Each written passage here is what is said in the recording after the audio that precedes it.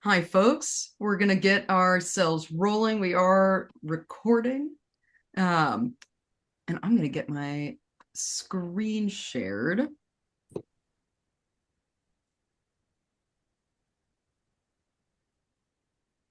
That's the problem. Okay, that's right. Okay.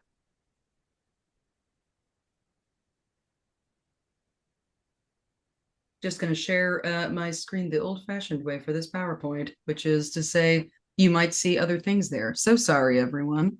If I figure out at some point how to get rid of the other stuff on the top without it Go to disappearing. view. Well, when I do it in presenter view, then I can't see any of you on Zoom. Because all you see is This is my problem, gotcha. is that I don't have multiple screens. Hi everyone. Welcome to this Zoom panel presentation on LGBTQIA plus inclusion in Needham faith communities.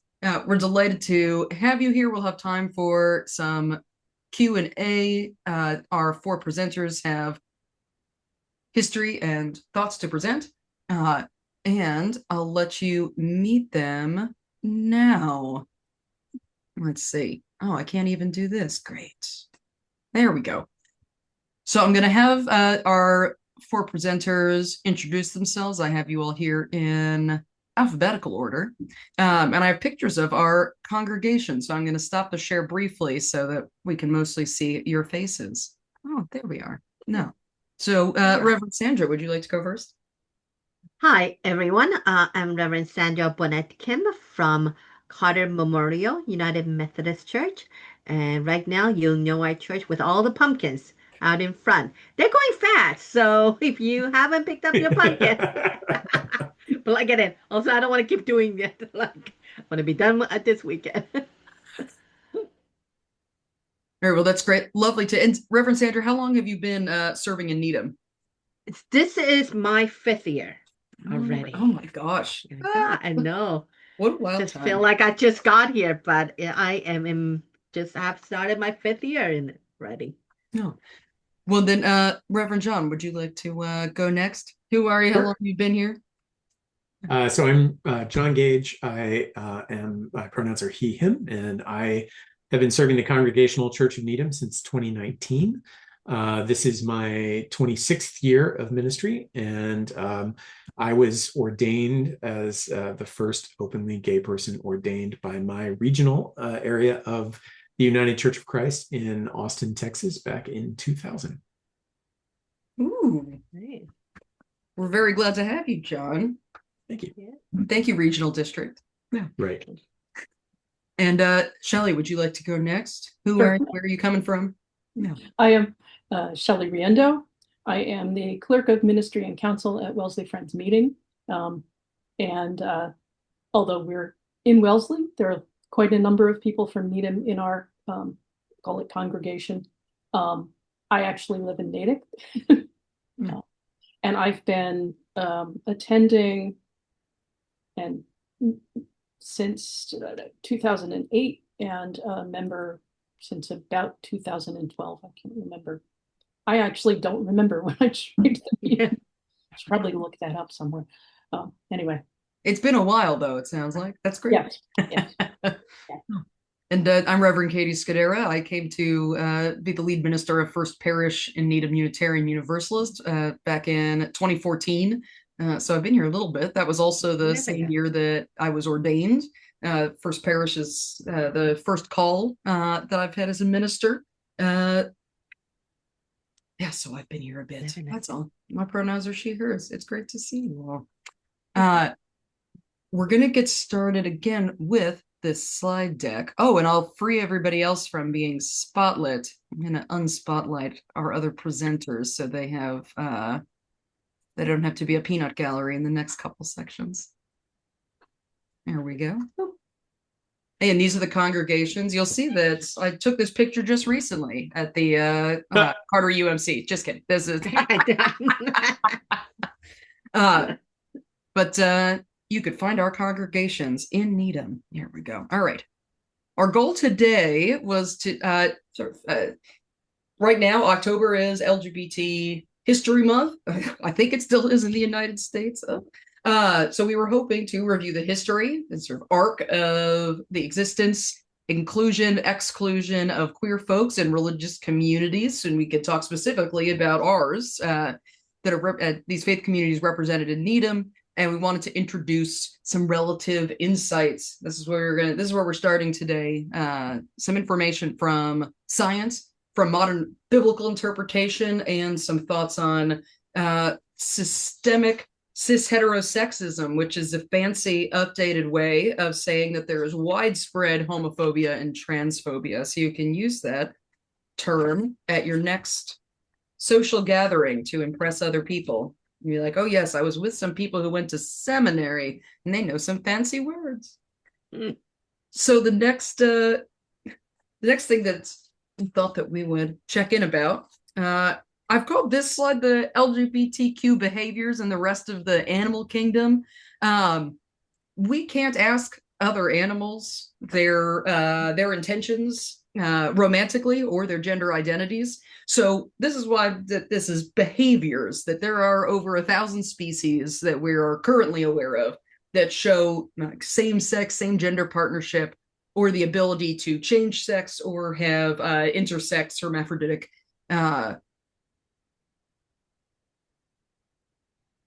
bodies, I guess. The other leaders on this call know that I am about a week and a half out from contracting COVID, so my brain is working at the speed it's working. So some species, aside from humans that have significant percentages of same-sex partnership, include penguins. You can see here 2 chin-strap penguins. This is Roy and Silo of the popular children's book that is frequently banned, and Tango Makes 3, about these 2, Roy and Silo, who lived at the Central Park Zoo and adopted Tango, a little chick, because they couldn't make an egg of their own, but another penguin couple had an egg who needed a couple of dads. There's also baboons, the albatross, lions, giraffes, sheep, chimpanzees, bisons, dolphins, spider monkeys, bats, swans, dogs, and scarab beetles. So there are many species that also can, so to speak, switch sexes or are hermaphroditic, capable of parthenogenesis, which means that they can reproduce without having anybody else involved. This includes clownfish, earthworms, garden snails, wrasses, butterflies, cardinals, some frogs, and some snakes. I have pictured here one of those cardinals. This is from I think a BBC article from last year, the year before.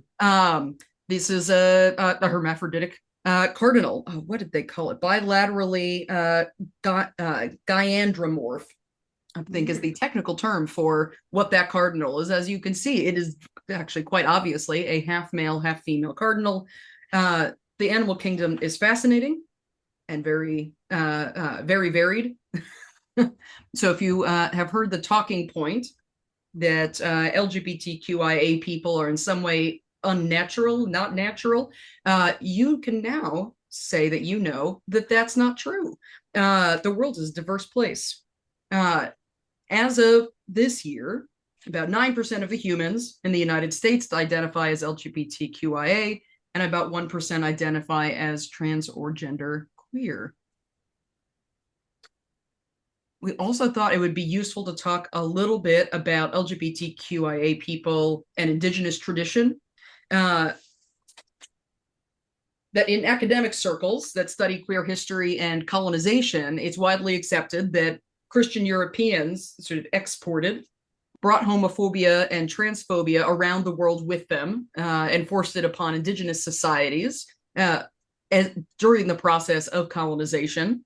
The photograph here is of Wihua, who's a late 1800s Zuni Pueblo two-spirit weaver and artisan from here in the United States. There's a longer quote here from the Human Rights Committee. The research shows more than 150 different pre-colonial Native American tribes acknowledge third genders in their communities. That may have been a unifying feature of different pre-colonial cultures. Historians have also documented the highly regarded role of spiritual leaders in pre-colonial West Africa who were assigned male at birth but presented in a feminine manner.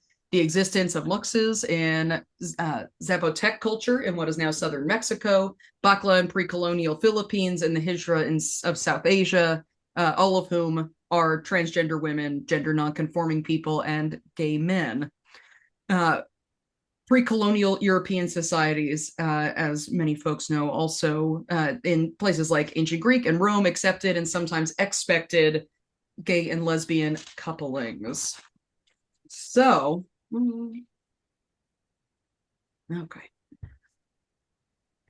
Those of us who were on the call today, and we have a statement from Rabbi Jay Perlman. So it's a lot of folks today who are going to be talking about our traditions that come from either the Jewish or Christian traditions. So it's, I think, relevant to talk a little bit about the Jewish and Christian scriptures. In the Christian church, at least, as it consolidated and became the official religion of the Roman Empire. In the 300s, theological proclamations against homosexuality and gender fluidity were issued in part to differentiate Christians from pagans. And both Jewish and, at the time, the very recently developed Christian scriptures began to be interpreted in this cis heterosexist way. And so I'll ask for other folks who are leaders on the call to speak up if you at the end of this slide and then going into the next one. You may have heard of, if you're familiar with sort of anti-trans, anti-LGBTQ rhetoric from certain Christian groups, you may have heard of these clobber passages. So there's a couple from Genesis, there's Jude, Leviticus, Romans, 1 Corinthians, 1 Timothy. These are all passages that some folks have cited to say, well, this demonstrates that the God of the Jewish and Christian scriptures was against LGBTQ people, or at least LGBTQ behaviors. But we have to remember that any English version of the Bible that we ever read is a translation, and interpretation is a very large part of translation. I can speak to that, especially for the epistles, the letters of Paul. You see three of them here: Romans, 1 Corinthians, 1 Timothy. Paul, as a writer in Koine Greek, used a specific kind of Greek formation of words called a participle. I hope I'm not giving anybody post-traumatic stress from thinking about participles, but they can be translated as nouns, verbs, or adjectives. And of course, in these ancient scriptures and in ancient writing, there was no punctuation. So you can get a very wide range of what any of these so-called sentences, these passages mean. And there are many words in Hebrew, Aramaic, Greek, that we legitimately don't know what they mean without a lot of additional context. An easy example of that is the word logos, with which you might be familiar. It has many meanings. It could mean story. It could mean the word. It could mean study, like in philosophy, logos, logi. There are stories that we think, or that in popular culture are about one thing or person, but that when you actually go back to the scripture, it's not clear that that story is about the thing that popularly we have heard. An easy example is the identification of the disciple Mary Magdalene as a prostitute, even though in the story where it's like, oh, that was Mary Magdalene, it's not actually, she's not named. There are also parts of the Bible that we know were scrapped, taken out, or added in, or changed much later, particularly when the Christian biblical canon was first pulled together. Another easy example is the two endings of the Gospel of Mark. Hebrew Bible scholar Amy Jill Levine writes, all biblical texts, like all law codes, must be interpreted. We would do well to look at the Greek and the Hebrew to see the texts as historical documents and try to discern what they meant in their own time.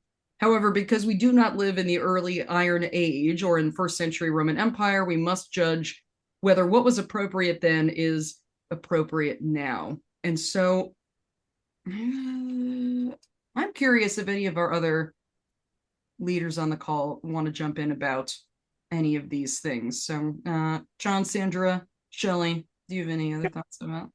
I'd be happy to. One of my favorite. Yeah. Sorry, go ahead. Yeah, please, John.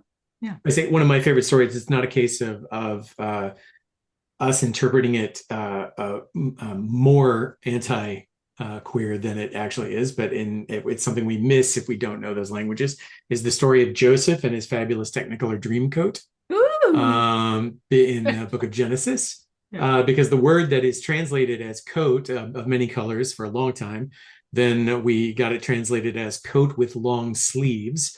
The word is actually hyper-specific. It's used only one other time in scripture. You can tell it was a strange word even for people of that time, because where it occurs elsewhere, they had to explain what it meant.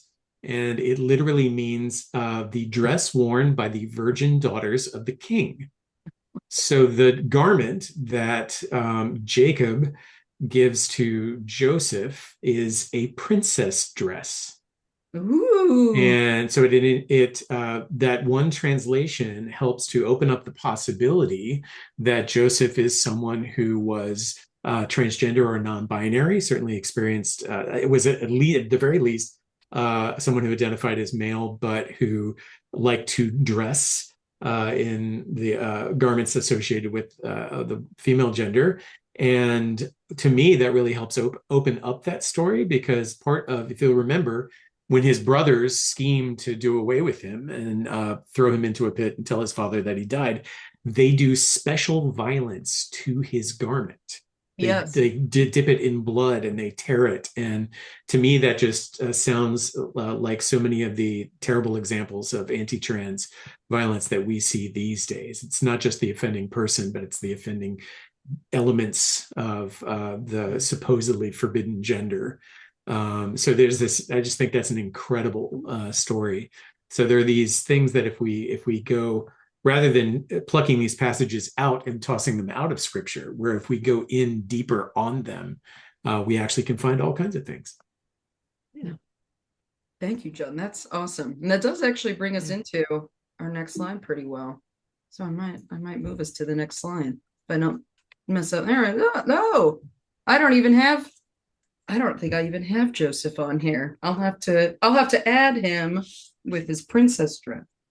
Yeah, I love that. But similar to these clobber passages, which a lot of the time when you start looking into them, you're like, well, is that really what they were talking about? Maybe not. There's actually many passages and stories in the Bible where there is a strong indication, or even a light indication, that the people involved were, in these modern times, we would call them queer. And so I didn't even know the thing about Joseph. And thank you, Reverend John. But we have a very popular story. You see them pictured here. That's David and Jonathan, who loved each other so very, very much. And when you read the scripture, because David gets married to Jonathan's sister, is that right? Do I have that correct? Mm-hmm. But like, they don't talk a lot about how King David loved his actual wife. He mostly talks about how much he loved Jonathan. The whole Bathsheba thing happened later. I think Jonathan had already died. But this is reading over the text, you're like, well, this, they're very, it's not even a stretch to think that maybe these two had beyond a special friendship. More of a stretch when we think about this other pairing here, Ruth and Naomi, or Mara. But still, those the words they say to each other when they decide to stick together, used in wedding ceremonies frequently, especially between two women. And these other stories I have here are from the Christian scriptures. The servant of Jesus healing the servant of the centurion. In the context of the time, it's absolutely not far-fetched to think that the centurion and the servant were in what we might call a homosexual relationship. Though, again, they didn't have these kind of terms back then, so, hard to say. Jesus talks about accepting born eunuchs, unlike Joseph's Technicolor dream dress. Born eunuchs is not a term that you could then cross-reference and be like, what is that? What is? So born eunuchs and being made a eunuch, Jesus talks about accepting both frequently, even though it's not entirely clear what that means, probably because there wasn't necessarily a term for a born eunuch, perhaps somebody who was intersex. That's right. And actually, the Apostle Philip, that's also a story about being guided by God to meet with a eunuch to baptize him into the Christian faith. So this is, again, admitting a gender non-conforming, a gay person into the early church. And I think that Gregory might have a question, but I wanted to ask if John, Shelley, Sandra, if any of you had other good scriptural tidbits you wanted to share about affirmed LGBTQ people and stories in the Bible before we get to our question side.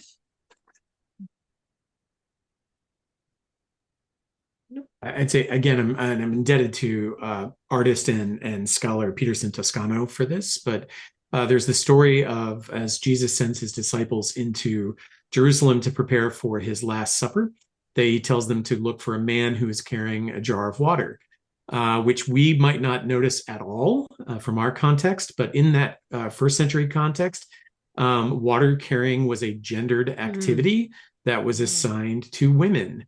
So Jesus is telling them to look for a gender non-conforming person. And again, it is just literally that is hidden in the folds of that story, where unless we really are looking for not just what we expect, but looking for what we might not. And Peterson has a great piece where he talks about maybe that's why that person had a room when Jerusalem is crowded with families come home for Passover. Maybe there's a reason that particular person has an empty room that's all set up and ready to go, but nobody's there. Oh, yeah.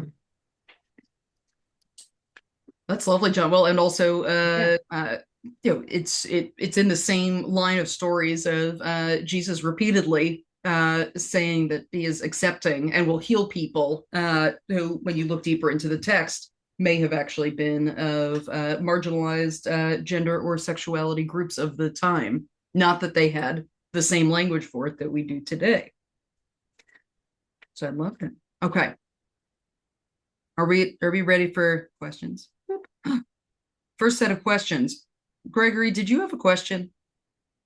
And could you put it into the chat or get yourself off mute? One of the two. There's not a, yeah.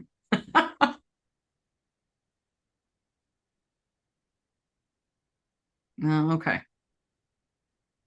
Let me see. I might be able to ask you to unmute. Did a box come up? Yeah. Hooray. Yeah, no questions so far. I'm very interested in what has been taught so far. So I'm looking forward to more. Oh, okay, great. Now, all right. Well, let us, Cynthia, Gregory, Gregory, I'm going to mute you again because you're not a presenter.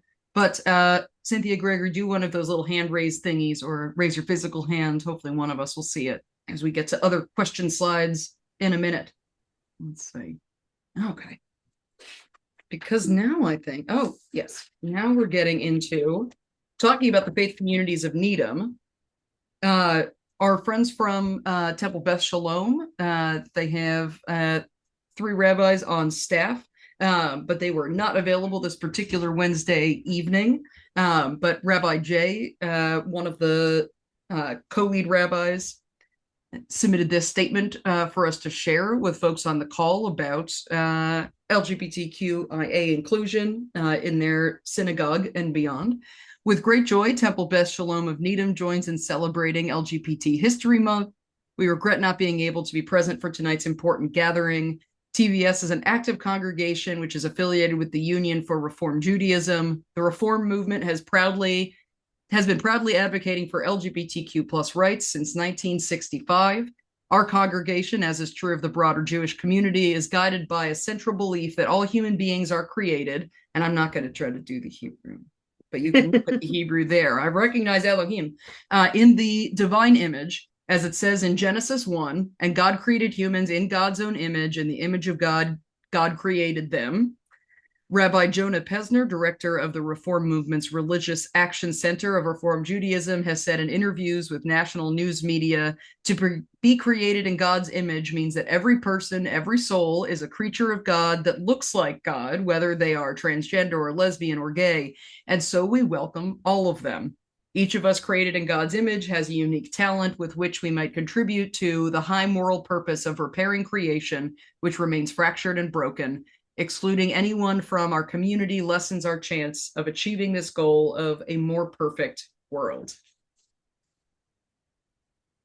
And so we appreciate our colleagues over at Temple Beth Shalom for adding their voice in absentia here.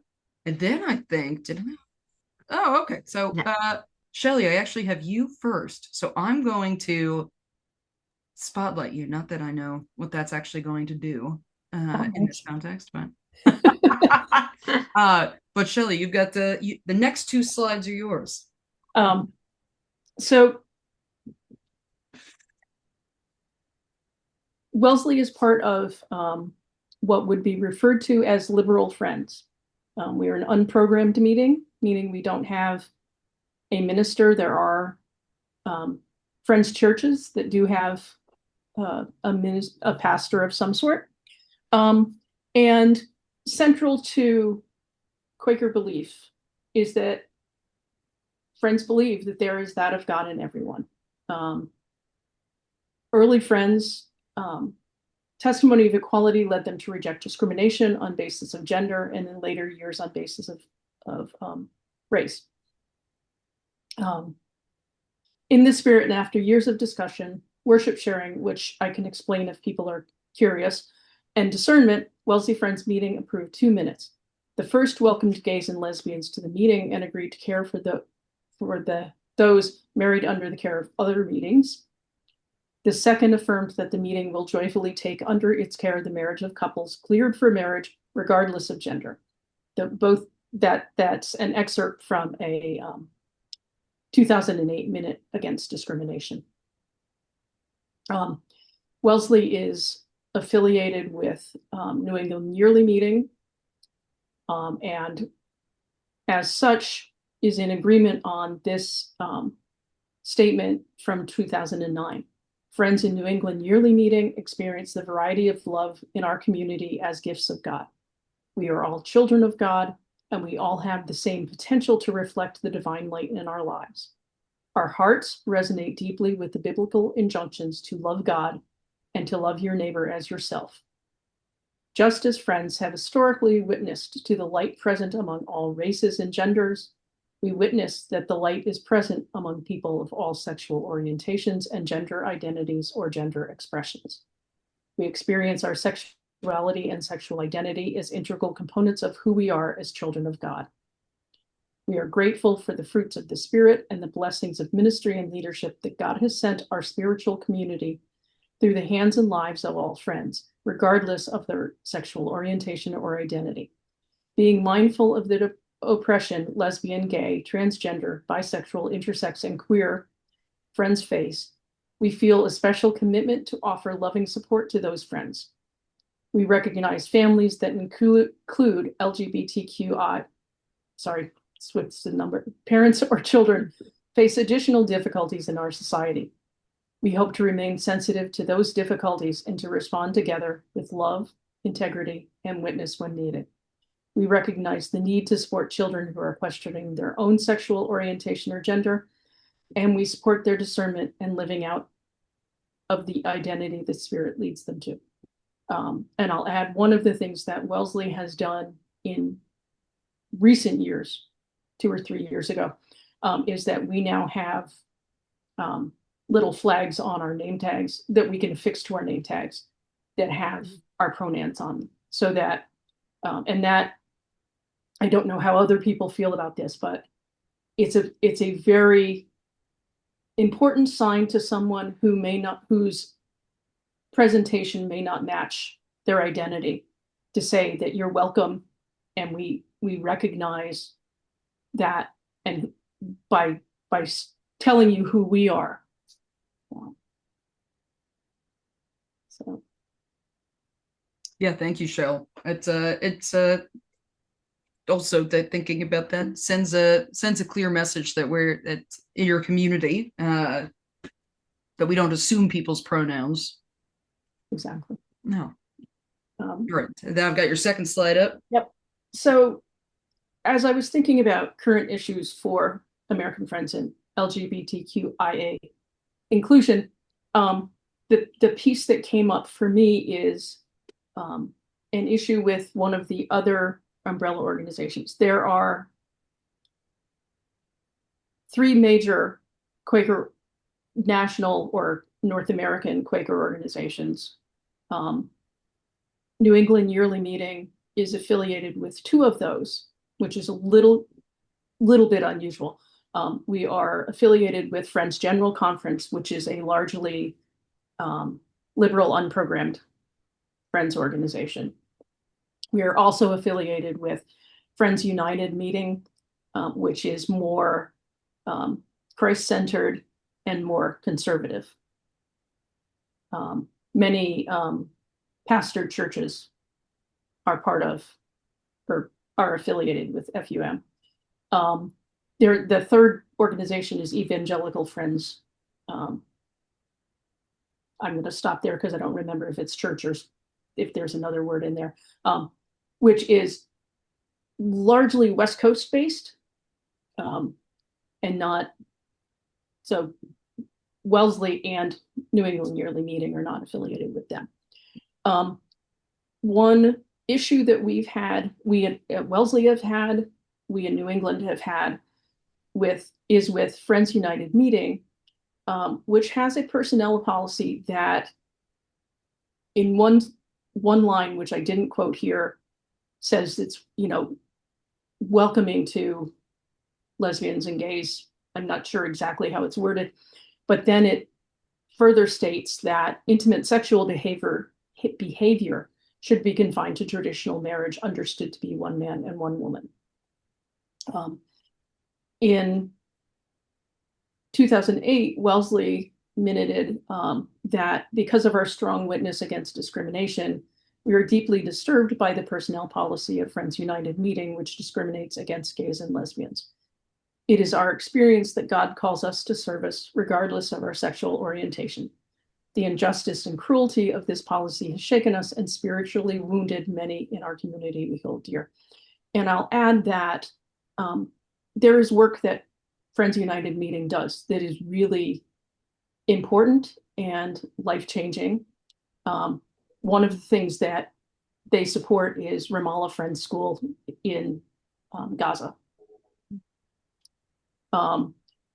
And there are many within our meeting who feel very strongly about staying connected with Friends United Meeting. On the other hand, there are also many in our meeting who would rather not be affiliated with them. And so this has caused conflict. One of the central tenets of how Quakers do business is that as we are trying to reach a decision, we are looking for unity with each other and with the Spirit, God. And we as a congregation have not been able to find unity on some of the ways that we are engaged with Friends United Meeting. We're not unique in that, but that's the biggest challenge we have, I think. We have been able to move beyond some really painful things that happened back in the time period when the 2008 minute was drafted and approved.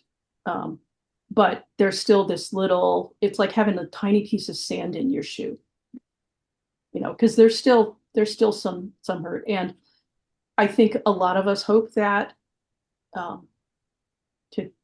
the FUM will realize that the organizational leadership will come to a point when they can remove this statement from their personnel policy.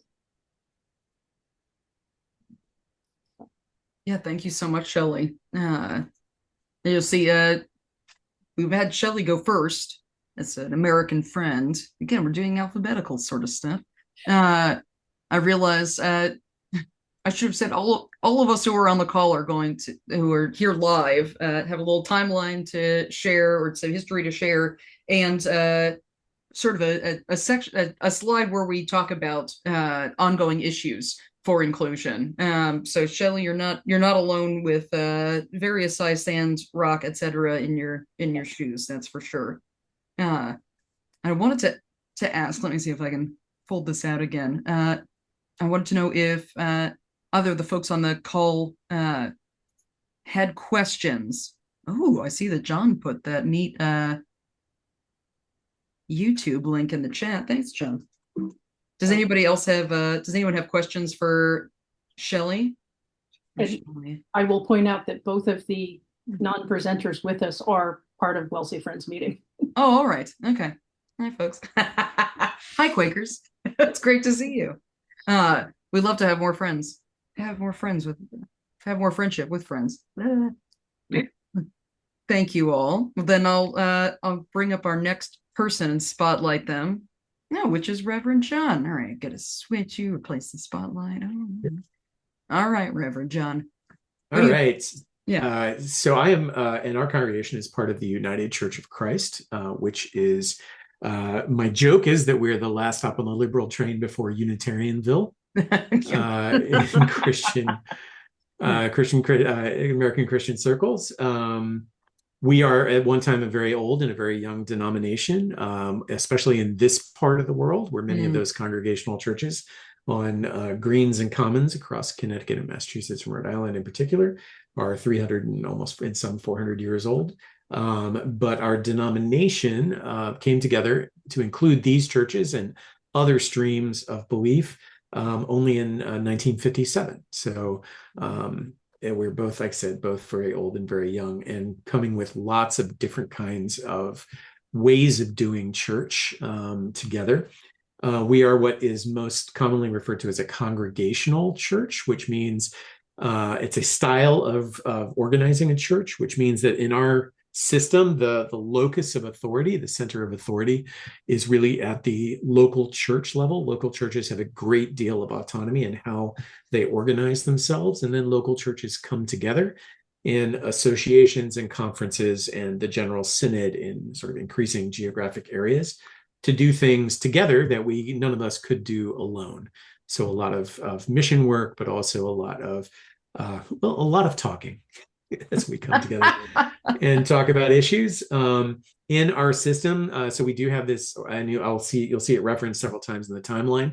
The General Synod is our national deliberative body. Delegates from all the conferences of the United Church of Christ across the United States come together every 2, and we just changed that now every 3 years. And what we say is that it's not like Congress passing laws that everyone else has to obey. Back when Congress did that, it is more what we say is General Synod speaks to the rest of the churches, not for the rest of the churches. So things, if you really think about it, it's more like there is this one congregation that only meets every 2 years. And they do all the things that a church does. We come together for worship, we come together for Bible study, we come together to have a fellowship time, and we come together to do the work of the church, particularly as we engage in issues of peace and justice. Part of that work, certainly in the United Church of Christ over the last 55 years or so, has to do with welcoming queer folks and our growing understanding of the majority of the church, of the experience of queer folks and the diversity of queer folks. So the first column there says the first openly gay man ordained. I want to acknowledge that, to my knowledge, the first openly gay person ordained, or the first church denomination that welcomed queer people entirely, was the Metropolitan Community Church, founded in 1968 in California by Elder Troy Perry. I always want to make sure and give them the props that they deserve for really being pioneers and prophets in this movement. But in terms of a so-called congregational mainline church in the United States, the Reverend William R. Johnson was the first openly gay man ordained in the modern era, because there is evidence that queer folks were ordained back in the early days of the church, in the first centuries of the church. But he was ordained in 1972. In our church, just because one area of the church, one association ordains somebody, Doesn't mean that everybody has to do that. That's pretty much what it means to be congregational, is that you don't have to do what everybody else is doing. But he was ordained by his local association out in California in 1972. Interestingly and painfully, he was never actually called to a church to serve. And the same thing happened for the very first woman ordained in the modern era, whose name, of course, just immediately left my head. Antoinette Brown. She was a Congregationalist in Ohio. She was ordained, and she also never found a call in a Congregational church, but she became Unitarian. I was going to say, I was like, oh, that's a familiar name. Yeah, served in a Unitarian I believe she context. Was she ordained by a Methodist? She may have been as well. It was UCC. I believe she was Congregational before, because there was no UCC at the time. That's my understanding. And I'm going to do a quick little Google about her to see please do. the connection she has with many of us. All three of us.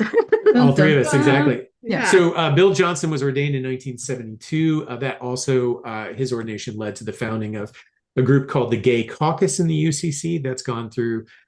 We love changing names of organizations. It's now called the Open and Affirming Coalition.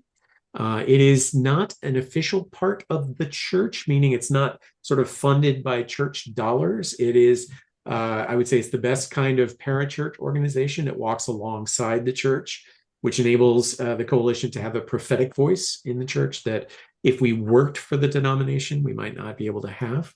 I've been involved with them over the years.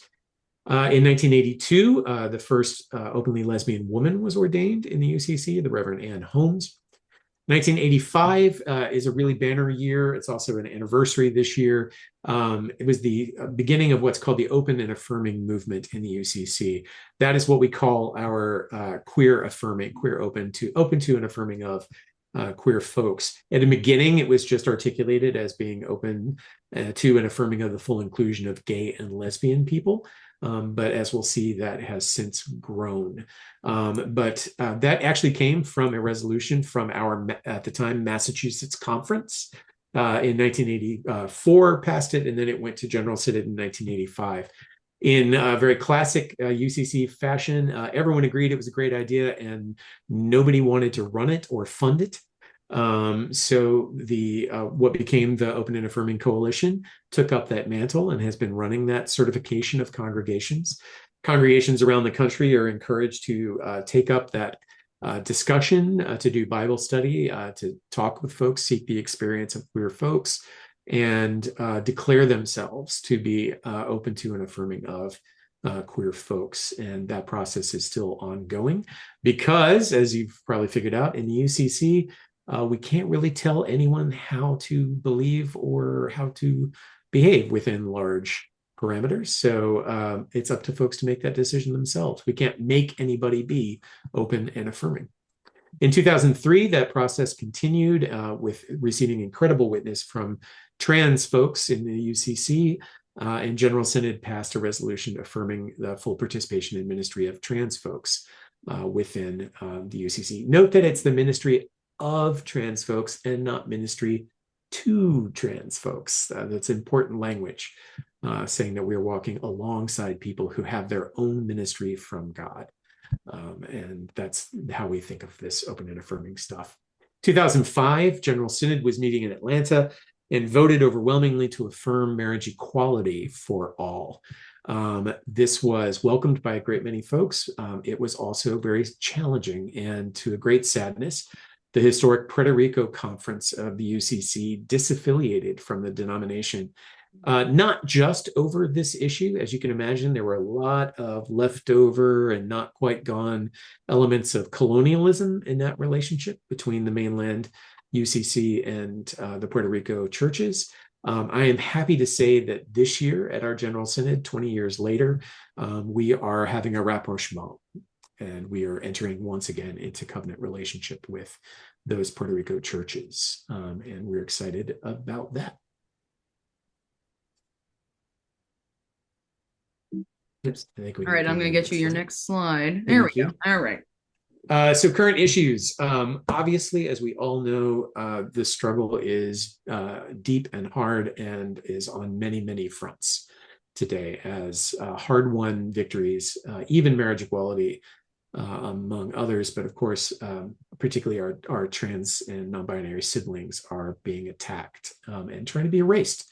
To the fact that the federal government, the Park Service, erased mention of trans folks at the Stonewall National Monument outside the Stonewall Inn in New York, where the modern queer rights movement was born, and was born on the backs of trans folks in particular, and particularly trans folks of color.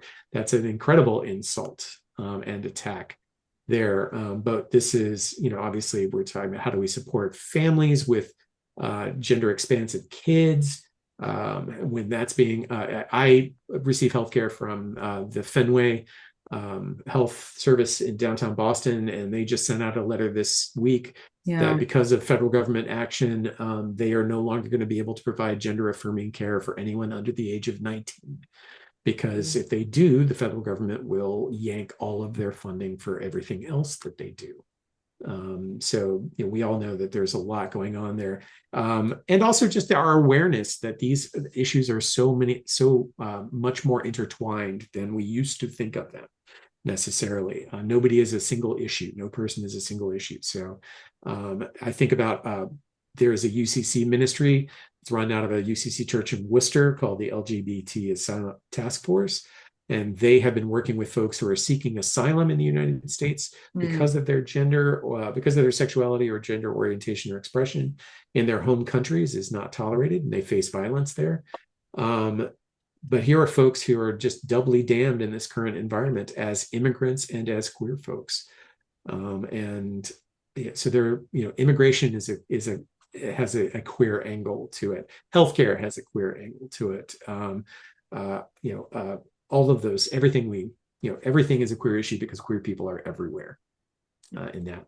In the United Church of Christ, it is still sadly shocking to even some of our own folks that because we don't believe we can force anyone to become open and affirming, that many of our congregations have not yet done that. In fact, we are not yet quite to 50% of all of our approximately 4,600 congregations nationwide, but just about 2,000 of them. And we've been doing this since 1985.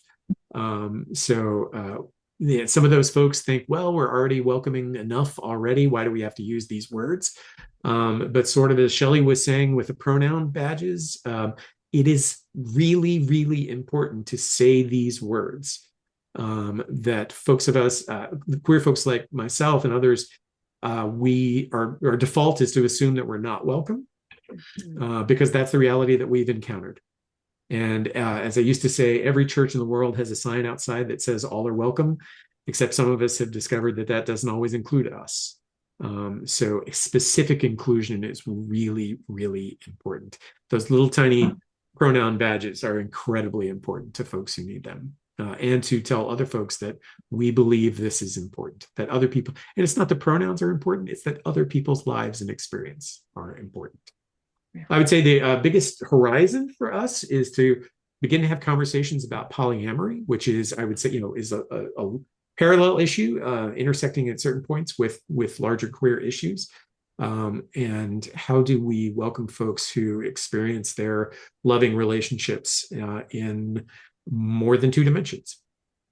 And that's a conversation that I think, frankly, because of concern about needing to protect marriage equality, we've kind of put off.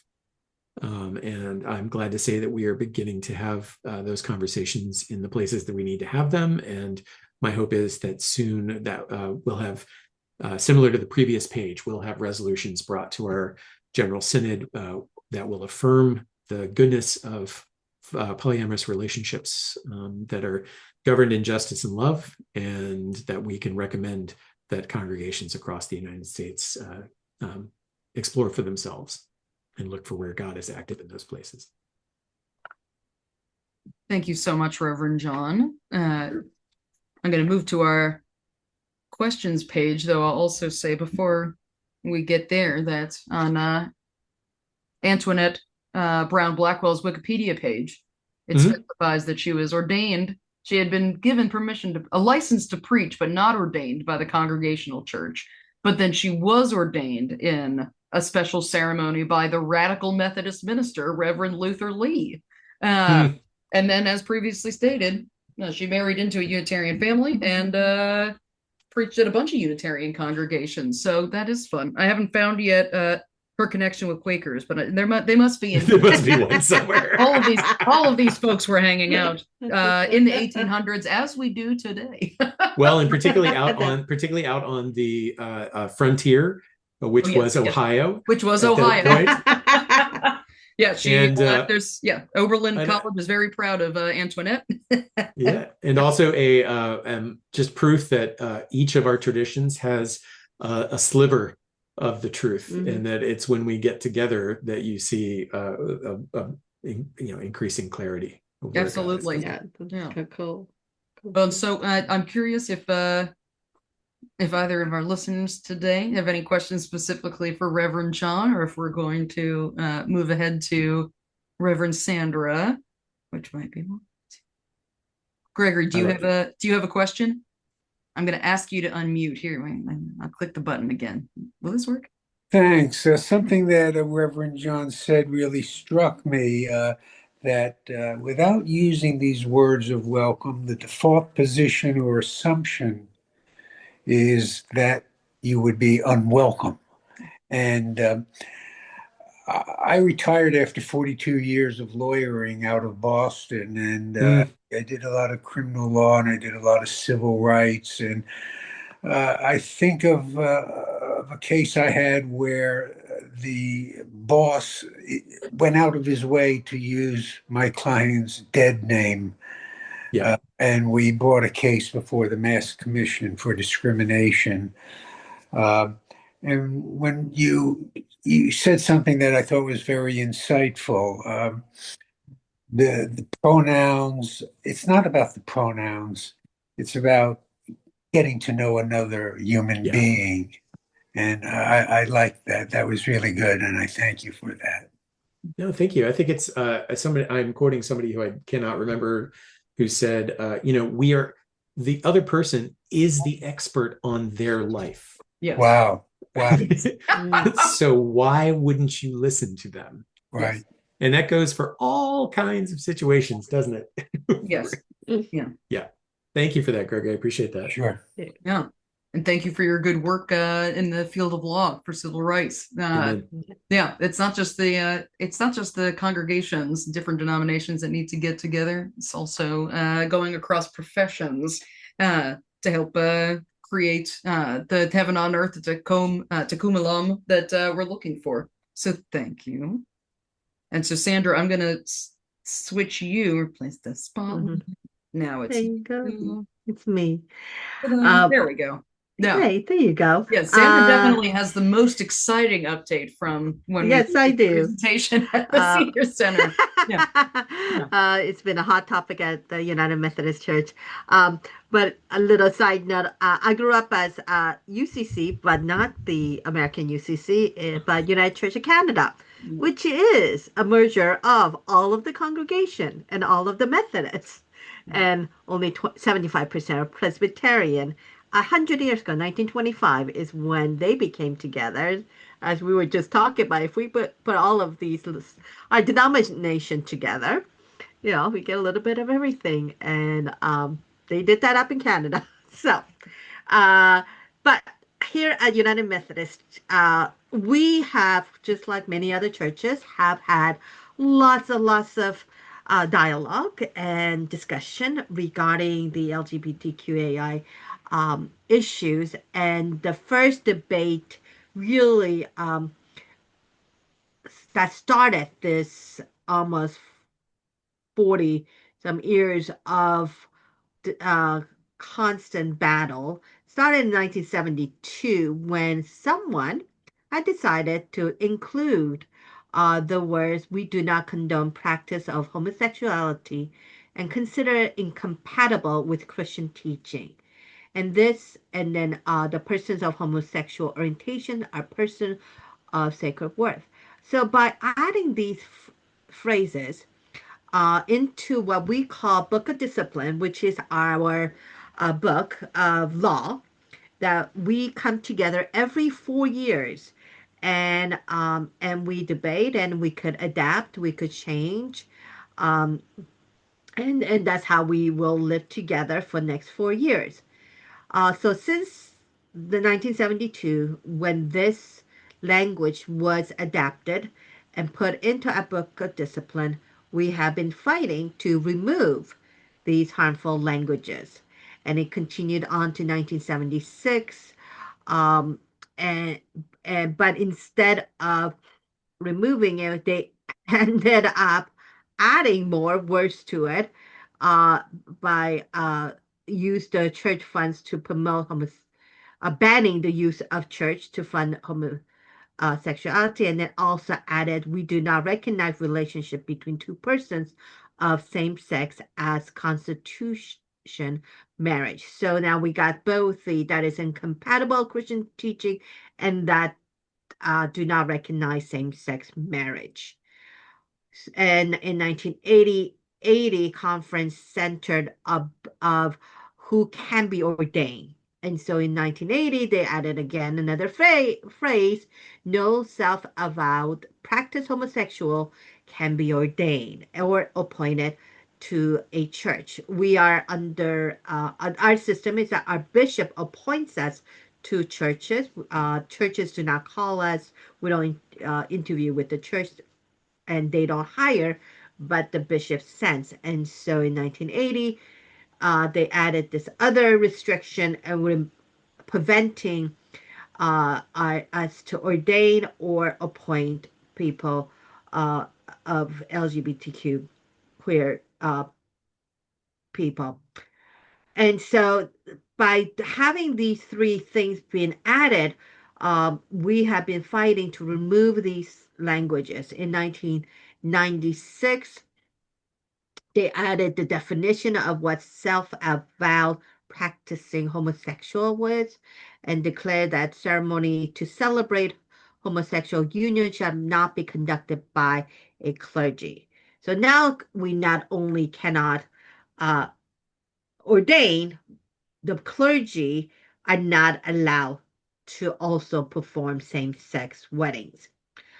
Just a side note, believe it was 20 around 2008, 2009, here in Massachusetts, several of us, including myself and my husband, we actually the clergies came out and said we will uh, do same-sex marriages, and knowing that if we do it, that we may lose our ordination. But we felt this was against our understanding of welcoming and accepting all. So there was over 200 United Methodist clergy who had declared, and we actually even put it out in Boston Globe. So here are the names of all of us who's willing to do that.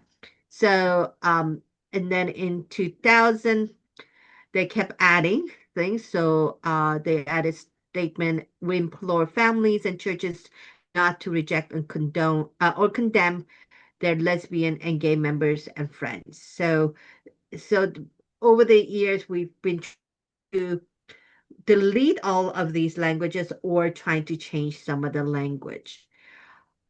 In midst of all of this, as you can imagine, there are some congregation that was very accepting of all of these harmful languages, and then there are those who were not.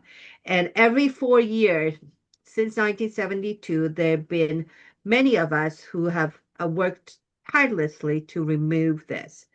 In 2022, right before COVID, in 2000 and to 2020 and 2022, in that time, we have actually tried to create what is called regional church. Is that United Methodist Church is not only those who are in North America, in America, but we also have United Methodist churches in Africa, in Europe, and also in Asia. So every 4 years, when we come together, we look at all these resolutions and we vote together. And so back in 2020, we tried to divide that what the issues in the United States will be voted by the delegates of the United States. The issues for Africa will be voted by the Africans. However, that failed. And then there was a growing of people that was trying to divide the church. And then COVID happened. And in the midst of it, the conservative groups of the United Methodist Church, what they're called Wesleyan Covenant Group, decided to leave the denomination. And some churches are still suing the church, our United Methodist Church, because they wanted to leave with their buildings and so forth, which by law they're not allowed to. So anyway, so by end of 2025, 25% of churches, only actually about less than 25% of the churches formerly part of United Methodist Church left, or disaffiliated is the word we use, and they left and joined, they created their own United Methodist Church, or their own Methodist Church called Global Methodist Church, and some of them went in and became part of that Global Methodist Church, and others joined other more conservative denomination. There were a few who still stayed. In 2024, at our last general conference, there were those who tried to stay until they will vote to keep these harmful languages. However, a miracle happened that before these resolution could get even debated on the main floor for resolution, it actually got passed in a smaller groups without any debate, and in a group of all the resolutions. So I think there were like 20 some resolution with all the ones that I just named was included, all came before the body of delegates to vote on, and all just passed without a single debate. And so as of 2024, we removed all of these harmful languages, and we are now allowed legally to ordain self-proclaiming homosexuals. We are allowed to do same-sex marriages without fear of losing our ordination, and we no longer have in our books that it is not compatible of Christian teaching. It was a momentum event, and yeah, I mean, and so we went through a really a difficult time in last 4 years of with disaffiliation, and our churches trying to figure out where we are and who we become. Some churches actually left who were more liberal churches because they no longer could be part of a church that continued to harm and have these statements as part of who we are. So yeah, so that's this. You want to get the next slide? But also, hooray! Yes. Oh God, it was just yeah. Yeah. So here, yeah. It's a very tired hooray.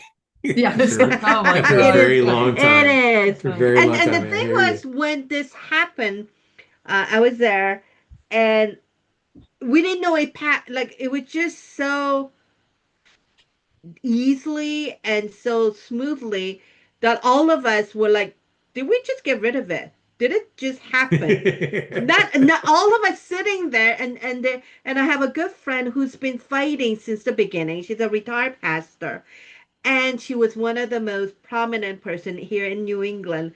And I remember sitting next to her, and she's like, Sandra, what happened? I'm like, we just passed it. And she's like, what do you mean, what? Like the whole thing, all at once.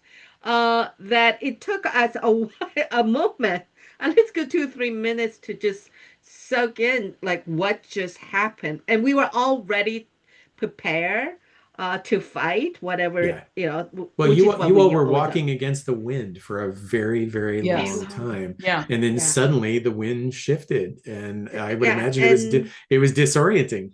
Yeah. it was, and we actually even had security ready just in case. Mm. Who knows? But it was just very anticlimactic. Because we're like prepared to fight, and then nothing.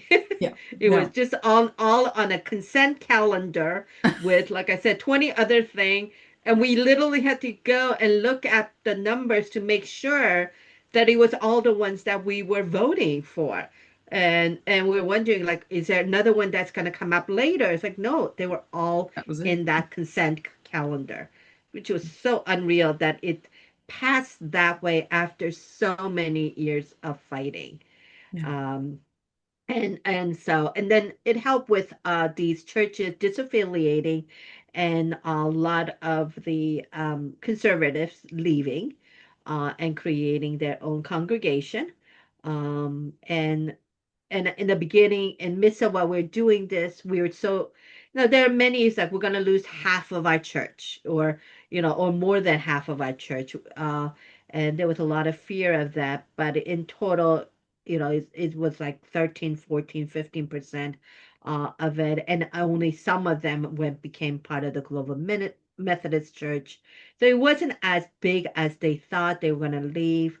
They are still there's still conservative churches, and there's still churches that want to disaffiliate, but our disaffiliation time has lapsed. It was by end of 2024, you had to make that decision. And there was a lot of things you needed to do. So at this point, we are moving forward. A lot of the churches in the South was more affected by churches leaving than here in New England. In New England, we only lost 8 churches, Wow. and three of them were the first to go were the liberal churches, which I'm like, why are you guys leaving? We're in New England. Actually, we actually fought more with them wanting to disaffiliate than the conservative churches that had decided to leave, and majority of those were the ethnic churches. And so yeah, so we were like, why are you three liberal churches? And I'm like, just wait for another 2, 3 years and stay with us to fight this. So yeah, so that's where we are. So we are, as a church as a whole, we have become an inclusive church.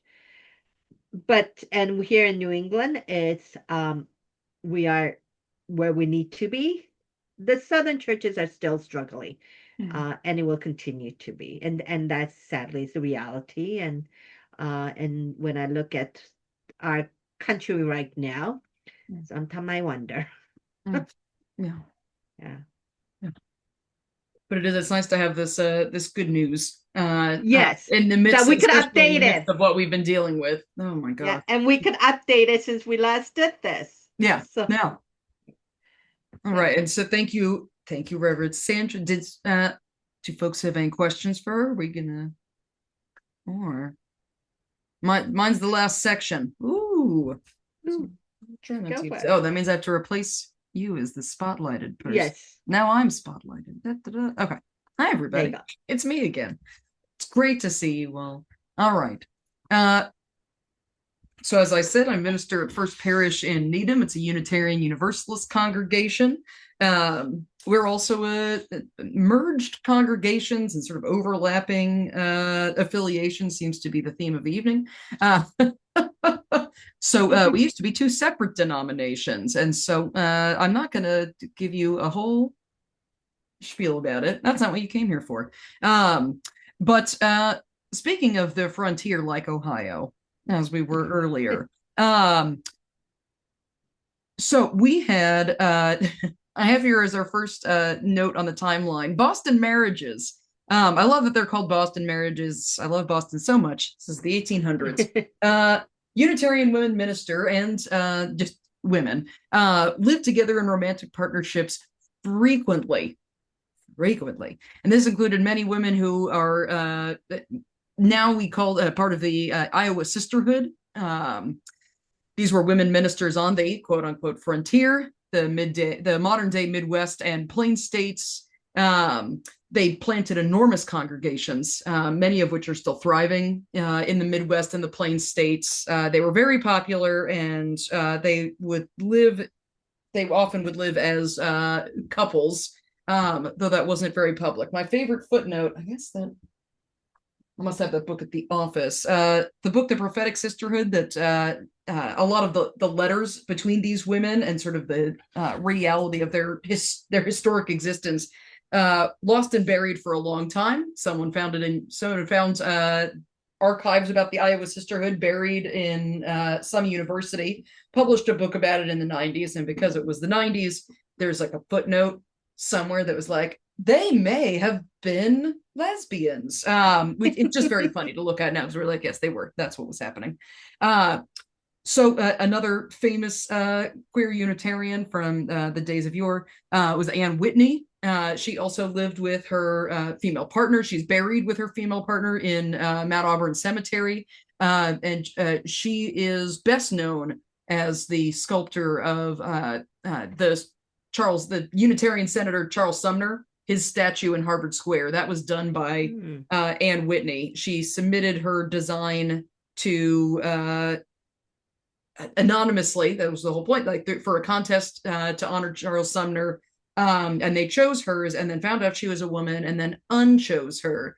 But she found a sponsor anyway. And now the Sumner statue is still in between the First Parish in Cambridge and Harvard University.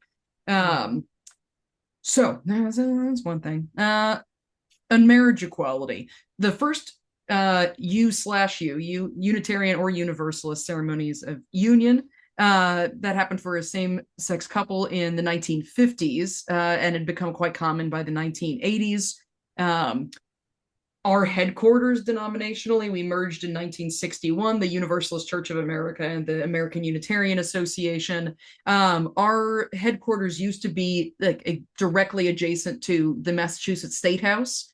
And during the early 2000s, the denomination put out an enormous banner facing the State House saying civil marriage is a civil right. Half of the plaintiffs in the Goodridge case here in Massachusetts were Unitarian Universalist, and the first legal same-sex marriage was a UU couple in 2004 here in Massachusetts. Both the first legal same-sex marriage, but also the first one that was performed in a church. That was at the Arlington Street Church in downtown Boston, where I was intern, not at that time. But later I would be intern there under Reverend Kim Crawford Harvey, who herself is lesbian and was able to get legally married in that same time period. Former First Parish Minister Reverend John Burens was a key leader in the national UU-founded Freedom to Marry campaign, which I imagine involved folks like the UCC and the Friends as well. So part of the shift in sort of theologically and spiritually in our denomination from being heterosexist to being more LGBTQIA affirming and inclusive started in the 1960s after we merged. Some of the shared language from these two different churches with different theological traditions, some of the shared language that could be agreed upon was language of the inherent worth and dignity of every person, which is extremely strong grounding for affirming LGBTQ people. It was also a major part of the women's rights movement and the Black empowerment movement within our denomination. Many gay men and lesbian women were ordained and accepted as parish ministers. In the 20th century, there is you can see on here this big gap between Reverend James Stoll in 1969 and over here to 1988, the ordination the first out trans minister ordained, but like as Reverend John was talking about earlier, like Reverend Antoinette Brown Blackwell. The first out trans minister that was called to serve a church was just in 2002. There's a big gap there. We had these are many early, I've listed on here many early resolutions that affirmed LGBTQ people. There's a lot of outdated language in here, some of which I find amusing in retrospect, but I'll acknowledge that it's outdated. But in 1970, the resolution against biphobia and homophobia, one of my other favorites, the 1974 is when the national denomination founded their Office of Gay Affairs. It's just incredible. And sign me up. Exactly. I'm like, oh my gosh, it's just beautiful. 1984 and 1996, we had similar. So Reverend John Gage with the Congregational Church, myself over here with the Unitarian Universalist congregation, we come out of the same congregational polity of governance structure. So when I talk about resolutions, it's like, oh, we all got together that time once a year and voted on things. That also not too dissimilar from yearly meeting and from these synod gatherings. So these resolutions in support of ceremonies of union, marriage equality in the 80s and 90s. We also, and this was in partnership with the United Church of Christ, we've been offering Our Whole Lives, or as it was known originally in the 70s, About Your Sexuality, which is a comprehensive, we often talk about it as a comprehensive sex ed program, but the most interesting parts of it are actually not really sex ed related at all.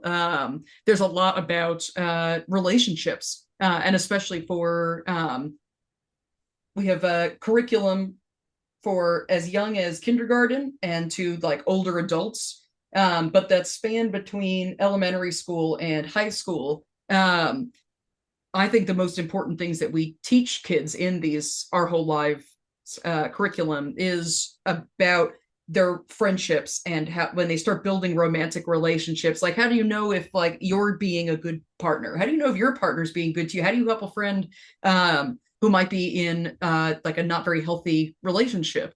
Those things kids are definitely not getting anywhere else. So well, and Reverend Catie, it goes back to what you said. The language really comes from the Unitarian side, that it starts in because many people would balk at talking about a sexuality curriculum for kindergartners, but what we're telling people is that telling kids is that every single person has an inherent worth as a child of God, and you do, and God loves your body, and God wants you to love your body, and you got to start loving your body first, so that other people might at some point later, if you want to go that way, but that it's grounded in that spiritual relationship with your body and with the God who made it for you. Exactly. Yeah, and that beautiful stuff. That people should respect you, and that you should respect other people and their bodies, and who they are and who you are. A lot of the K1 curriculum is about safety. Like we don't necessarily use that language with the kids, but as a parent, you're like, oh, I see what you're doing. Like you're helping teach kids like this is like these are the boundaries that you should have towards other people and that people should have towards you, which is very important for little kids. Also, if you teach little kids about body parts and like that sex happens and makes babies, they're very chill about it.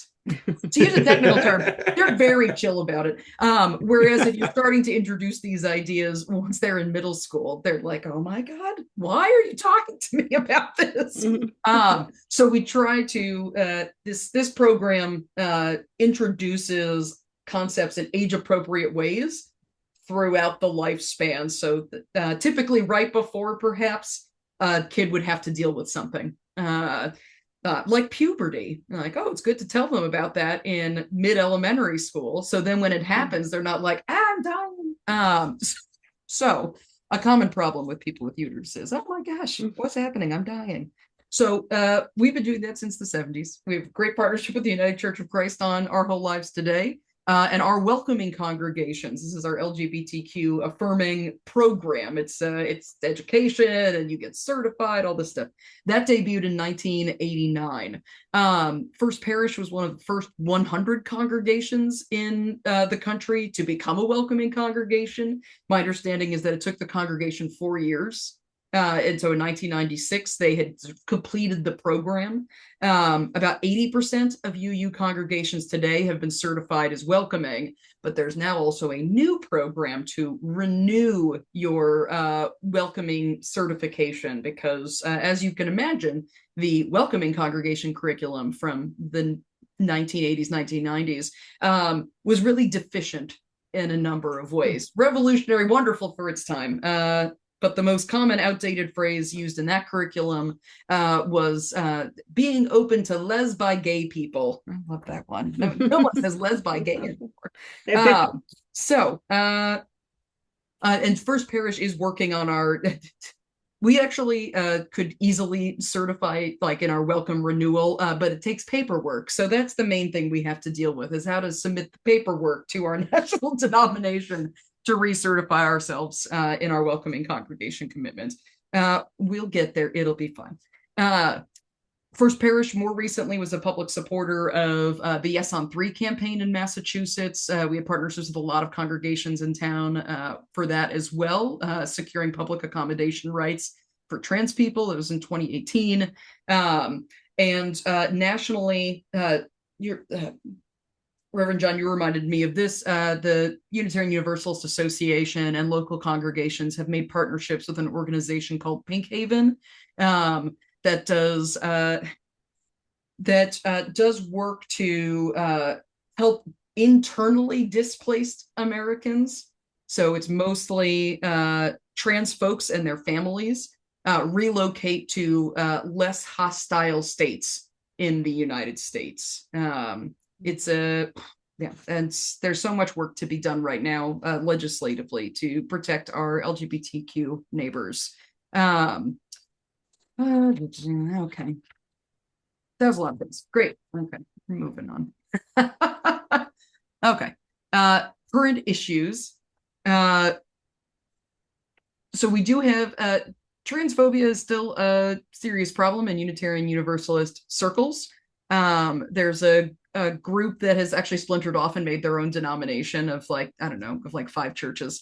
They call themselves the Gadflies. It's sort of like when people tell you like, oh, well, I'm just playing devil's advocate. And you're like, well, that means you're advocating for the devil. Have you considered not being a Gadfly? There are pockets of that in Unitarian Universalism, and there are international differences in different Unitarian and Unitarian Universalist organizations on LGBTQ welcome. A recent sad example are one of our oldest formed Unitarian organizations in the world, the Unitarian Church of Transylvania.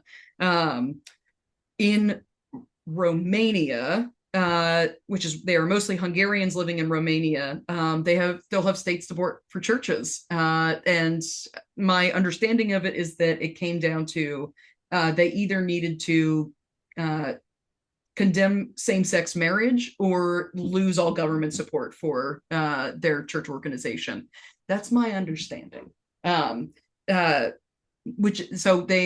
did end up signing on to a larger ecumenical statement against marriage equality in Romania, and it's been a very tense issue ever since between the Americans and the Hungarians.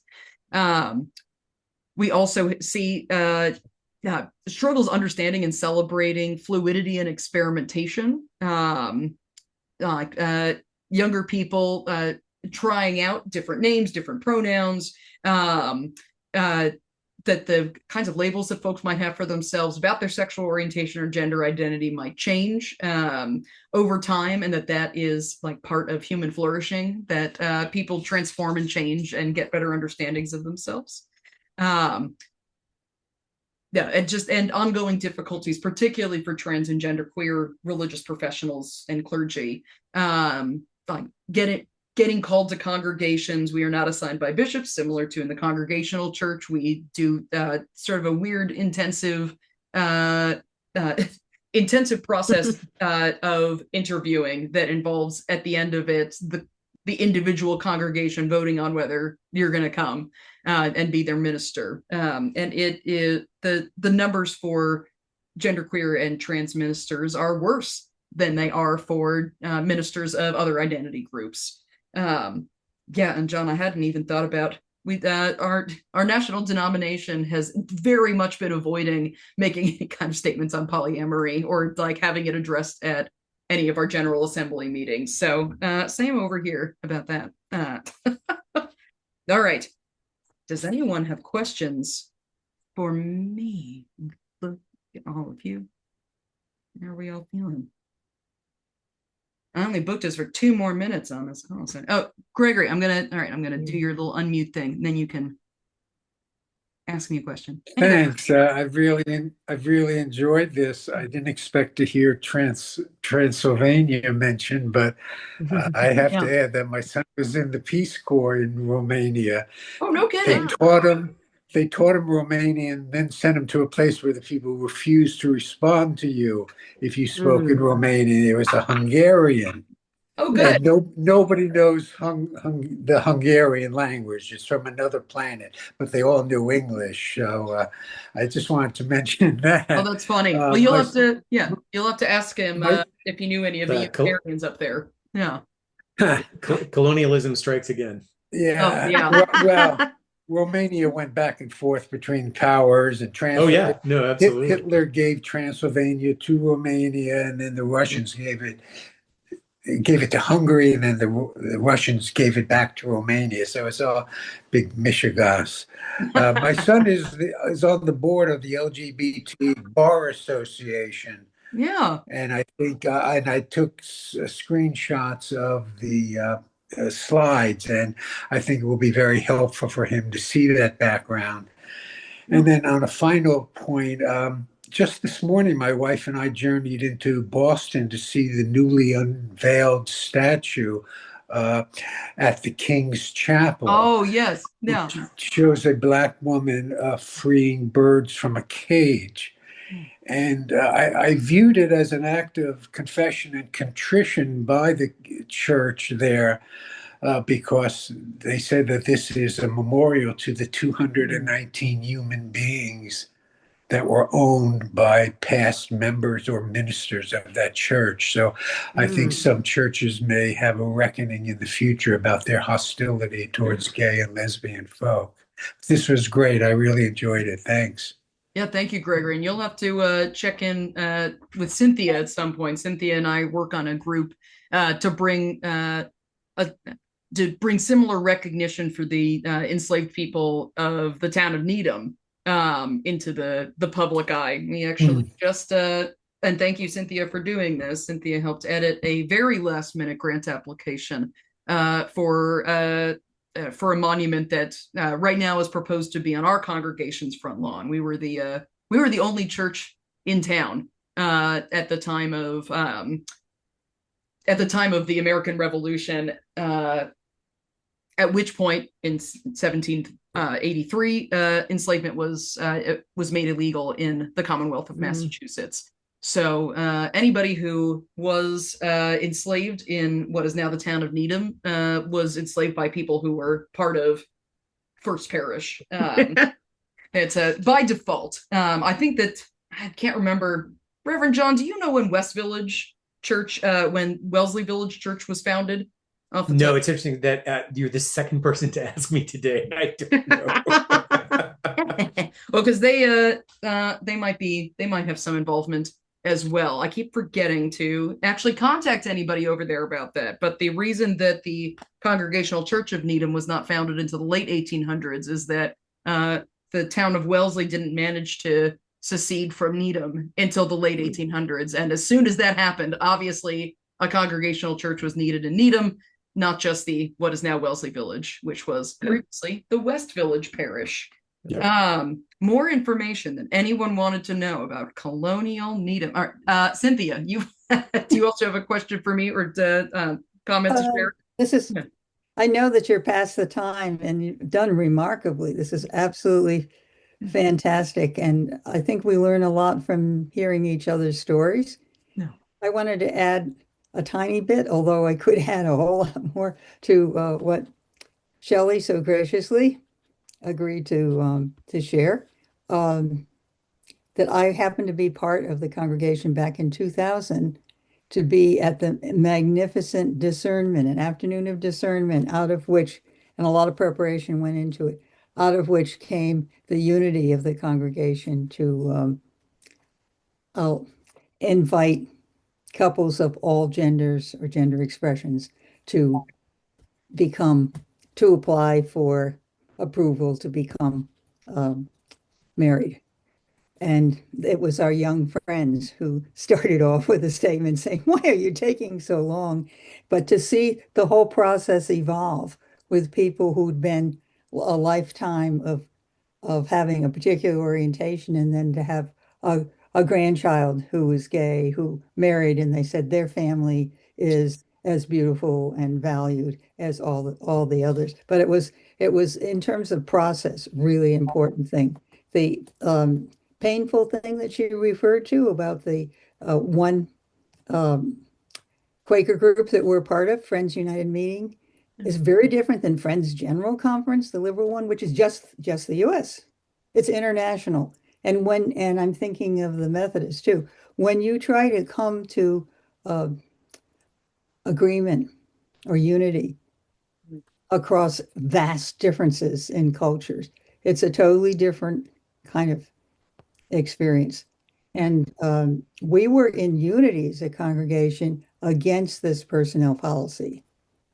It was a very strong unity. What we didn't agree on is how to go about making the change. And many people within New England Yearly Meeting, including people who are gay, transgender, no, have devoted themselves to being in leadership positions in Friends United Meeting, constantly witnessing to their beliefs. And changes have been happening, and I totally respect people because of the painfulness of this, of not wanting to be associated with the process of change. But in terms of, I think you see this throughout the different religious denominations, how we can hold care for each other as we go through that process, but also having, for instance, the joy of being every 20 years they have an international gathering of all friends, and being at one in Kenya where there's a lot of Quakers and there's a majority of people from the Southern Hemisphere, people of color, and in our small home groups to see the change as people met people for the first time openly gay and respected one another, and changes started to happen. So hearing each other's stories is powerful. Absolutely. I really appreciate that, Cynthia, and thinking also of the intersectionality of all of this. That if the white Western churches, majority white Western churches, have been controlling the dialogue with, even though we're supposed to be in partnership with churches in other parts of the world, when all of a sudden you don't want them to influence your local church, which is of course what the colonial powers were doing the entire time, was influencing, the American churches had undue influence in other places. And so untangling that is not just about queer folks, it's about the history of all of those things taken together. And I really, for churches like yours and churches like Sandra, like yours, and Catie, like yours, that are international, that's a piece that we in UCC don't have to deal with externally. So I'm appreciative of the extra effort it takes to untangle those knots. Yeah, especially when we do still have usually, though not exclusively, white Christian evangelicals who will travel around the world and preach homophobic, transphobic interpretations of scripture. And that just it just reinforces that sort of colonial water that's already there. It's a huge task, untangling all those threads and helping every supporting every person, every community in their authenticity and empowerment. When there's a lot of history being carried with it. And so I think one of the reasons the United Methodist Church we were able to make it was our African brothers and sisters who say, wait a minute, this is your issue, these are our issues, and just like we're done fighting, and also they said we're done listening to the conservative who used to come and do a lot of planning and bribing, literally bribing them, because back in 2019 when they came to St. Louis, they were buying them coats and phones and they were like it was there was a lot of stuff that was happening behind the scene that the Africans finally said, like, enough is enough. Like, we're getting to this. And it was when they said enough that we were able to move forward to do that. So, well, yeah. And I just wanted to throw in also, so I am ordained, I hold ordained ministerial standing in the United Church of Christ. I also hold ordained ministerial standing in an organization called the Fellowship of Affirming Ministries, which is historically a majority African American, historically Pentecostal, and radically inclusive coalition of churches founded by Bishop Yvette Flunder, who has brought her church into the UCC many years ago out in Oakland, California. And it is fascinating because so often, again, it's white folks who've been controlling the issues around sexuality and gender for the most part, and still do. And oftentimes we think, well, the Black church, if we're really honest, we think of them being more retrograde on these issues. And here's a group of folks who, in fact, are radically inclusive, and particularly in some ways that my church in the UCC is not. And particularly aware of the intersection of issues around, polyamory isn't just about who you sleep with, it's about how you form families. And so folks who are facing economic disadvantage, it would be to their advantage to form families and with more people than just two, and raising of children and all of those things.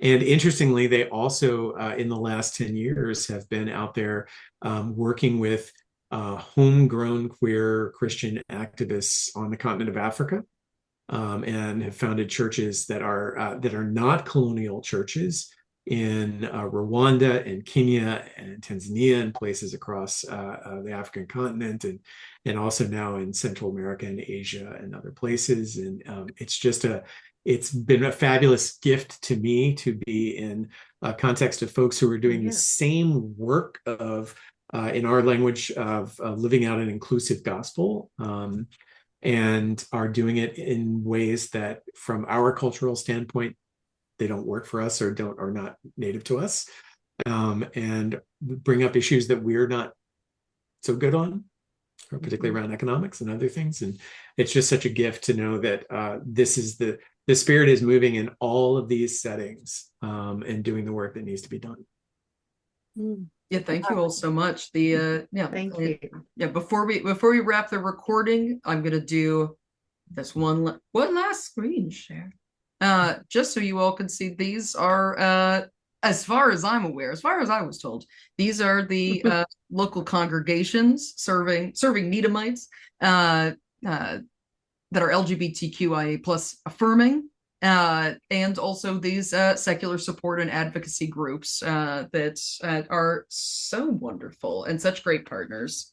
We already heard about Fenway Community Health earlier in this conversation. Yeah, their challenges. JRI Boston Glass, or JRI is actually based in Needham, which is interesting. They do a lot of work in the region. Out Metro West got started in the Wellesley UU congregation and now serves a much wider area, based out of Framingham. There's just a lot of great programs and resources and support networks available for LGBTQ people and folks who love them. So thank you all so much for being here. I'm gonna turn off the recording at the very least. Is this the button? No, then I would just kick you out when I get out of here.